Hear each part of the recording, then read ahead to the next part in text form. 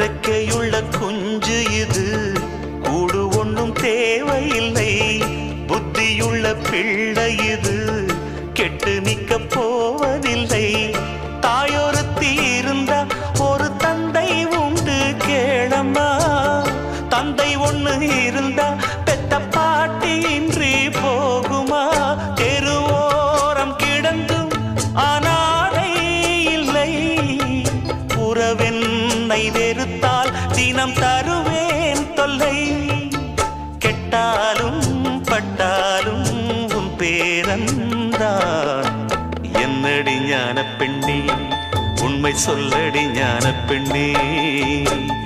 நடந்தால் 2 அடி, இருந்தால் 4 அடி. நடந்தால் 2 அடி,